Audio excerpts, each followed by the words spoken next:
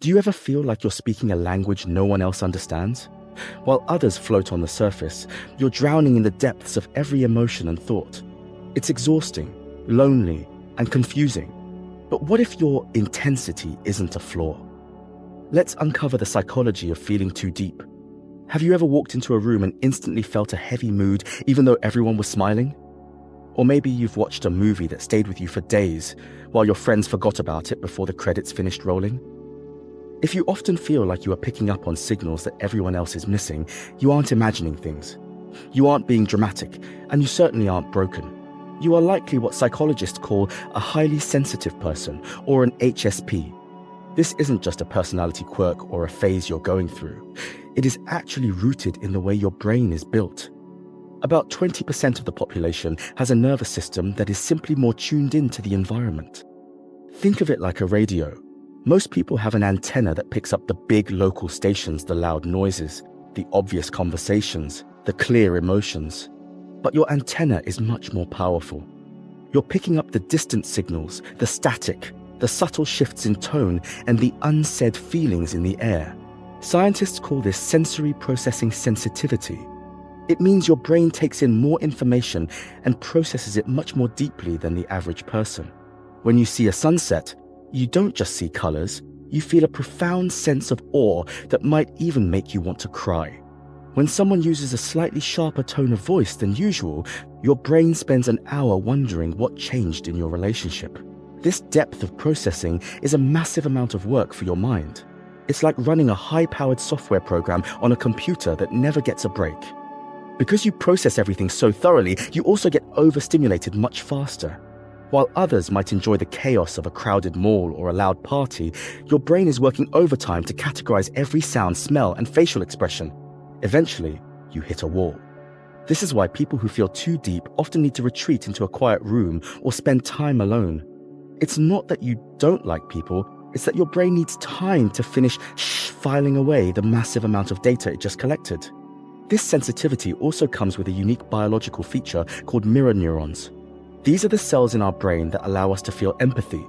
In deep feelers, these neurons are often hyperactive. When you see someone else in pain, your brain doesn't just tell you that they are hurting, it actually triggers a similar emotional response in you. You literally feel their pain. This is why you might find yourself exhausted after helping a friend through a crisis. You didn't just listen to their problem, you lived it with them. It can feel like a heavy weight to carry, especially in a world that seems to value being tough or thick-skinned. You might have spent your whole life being told to stop taking things so personally or to just cheer up. But trying to turn off your sensitivity is like trying to change your eye color. It's a fundamental part of who you are. Understanding this is the first step toward realizing that your depth isn't a curse, it's just a different way of existing. If you're starting to see yourself in these descriptions, it means you're finally finding the language to describe your inner world. Taking a moment to acknowledge that your feelings are valid can be a huge relief. If this perspective is helping you understand yourself better, consider subscribing to the channel. We explore these psychological layers often, and having you here as part of this community helps us keep diving into the topics that actually matter to deep feelers like you. The reality is that being a deep processor means you experience the highs more vividly than anyone else, even if the lows feel a bit more heavy. You notice the beauty in a small gesture, the complex layers in a piece of music, and the profound meaning in a quiet moment. You are experiencing a version of the world that is high definition, while many others are seeing it in black and white. If you have ever been in the middle of a crowded room and felt a sudden, sharp pang of isolation, you know the specific loneliness that comes with being a deep feeler. It is a strange paradox. You are someone who craves connection more than anything else, yet you often find it the hardest thing to achieve. You walk around with a soul that feels like an ocean, but most of the conversations you encounter daily barely scratch the surface. It feels like everyone else is playing a game of catch with a tennis ball while you are trying to hand them a heavy, intricate piece of art. They aren't ready to catch it, and you are left holding it alone. The root of this loneliness is often found in the gap between your expectations and reality. Because you think and feel so intensely, you naturally assume that others are doing the same. When you ask someone, "How are you?" you aren't just looking for a polite "I'm fine." You are looking for the truth, the struggles, the joys, the messy reality of their life. But most people aren't wired to dive that deep on command. When they give you a surface-level answer, You feel a sense of rejection, not because they dislike you, but because the frequency of the interaction didn't match yours. Psychologists often refer to this as existential loneliness. It is the realization that no matter how hard we try, there will always be a part of our inner world that is private and unreachable by others. For the average person, this is a minor thought. For someone who feels too deep, it can be a haunting daily experience. You might find yourself constantly translating your thoughts into simpler versions just so people can follow along. You learn to hide your true intensity because you've seen the look of confusion or boredom on people's faces when you get too serious. Over time, this leads to a social mask that is exhausting to wear. One of the biggest struggles in relationships for deep feelers is the concept of unreciprocated depth. You are likely the friend who listens for hours, the partner who remembers every tiny detail about what makes your significant other happy, and the coworker who senses when someone is having a bad day before they even say a word. You give 100% of your emotional presence. But because many people simply do not have the same depth of processing hardware that you do, they don't give that same energy back. It isn't that they are selfish. They genuinely don't see the world through the same lens of detail and emotion that you do. However, to you, it feels like a lack of care. This creates a cycle of hypervigilance. You start overanalyzing every text message, every pause in a conversation, and every slight shift in body language. Your deep processing brain takes a small detail like a friend not using an emoji and turns it into a 3-act tragedy about the end of the friendship. This isn't because you are crazy, it's because your brain is trying to find patterns and meaning in everything. You are looking for the why behind every action, but sometimes there is no why. Sometimes people are just tired, busy, or distracted. There is also the small talk barrier. To a deep feeler, small talk isn't just boring, it's draining. It feels like a waste of precious time. You want to talk about why we fear death, what our childhood dreams were, or the patterns of the universe. When you are forced to talk about the weather or a new reality TV show, you feel your energy physically leaving your body. This makes social gatherings feel like a minefield. You are constantly searching for that one other person in the corner who looks like they also want to talk about something real.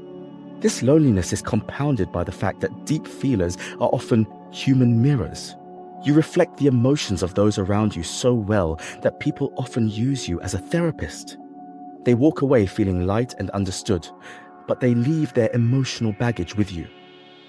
You end up carrying the weight of everyone else's problems on top of your own complex inner life. Because you are so good at listening, people often forget to ask how you are doing. Or if they do ask, they don't stay long enough to hear the real answer. Understanding this dynamic is vital. It helps you realize that your loneliness isn't a sign that you are unlovable or too much. It is a sign that you are looking for a specific type of quality in connection that is rare. It's like being a high-fidelity speaker in a world that mostly listens to low-quality recordings. The sound you produce is beautiful and complex, but it requires a certain environment to be fully appreciated. Living as a deep feeler in a world that often feels hurried and superficial can feel like trying to protect a candle flame in the middle of a hurricane. After years of feeling misunderstood or overwhelmed, your natural instinct might be to build a wall around yourself. You might think that the only way to survive is to stop caring so much, or to force yourself to be normal. But the goal isn't to erase your depth, it is to learn how to navigate the world without letting that depth drown you. You have to move from being a victim of your emotions to being the intentional curator of your inner life. The first and most important strategy is a concept called selective vulnerability. Because you have a deep diving personality, your default setting is to go deep with everyone. You want to show your true self and see the true selves of others. However, you have to realize that not everyone is equipped to go to the bottom of the ocean with you. Some people are only comfortable in the shallow end, and that is okay. You can learn to enjoy the shallow interactions for what they are, light-hearted, brief, and low stakes, without expecting them to satisfy your soul. By categorizing your relationships into anchors and acquaintances, you stop feeling disappointed when a casual conversation doesn't turn into a life-changing epiphany. Another essential tool is the practice of emotional shielding. Because you likely possess hyperactive mirror neurons, you tend to soak up the stress and sadness of the people around you. You need to develop a mental ritual to distinguish between what is yours and what belongs to someone else. When you feel a sudden wave of anxiety or heaviness while talking to a friend, ask yourself, is this my feeling, or am I just holding it for them? Visualizing a clear, protective boundary between your energy and the outside world can help you remain empathetic without becoming an emotional sponge. You can be a supportive friend without taking on their trauma as your own. You also need to reframe your depth as a compass rather than a burden. When you feel that familiar sting of being too deep, use it to figure out what you actually value. If you are frustrated by the lack of meaning in your job, it's because your depth is pointing you toward a need for purpose. If you feel lonely in your social circle, your depth is telling you that you value authenticity over popularity. Your intensity is a guidance system. It tells you exactly where you need to go to feel fulfilled. Instead of trying to quiet that voice, start listening to what it's trying to protect. One of the hardest lessons for a deep feeler is learning the power of a hard no. Because you see the needs of others so clearly, you probably find it very difficult to set boundaries. You don't want to hurt anyone, and you don't want to seem difficult. But for you, boundaries are a matter of survival.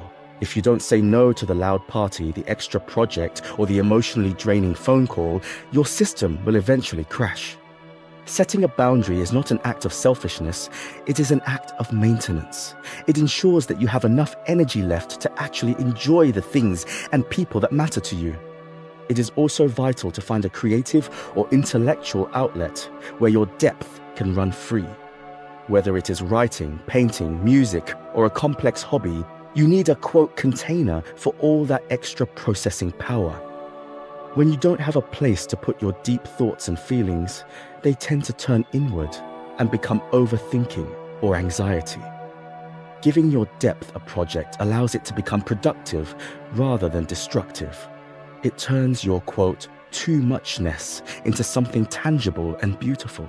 Finally, remember that being a deep feeler is a rare and valuable gift, even if the world doesn't always know how to handle it.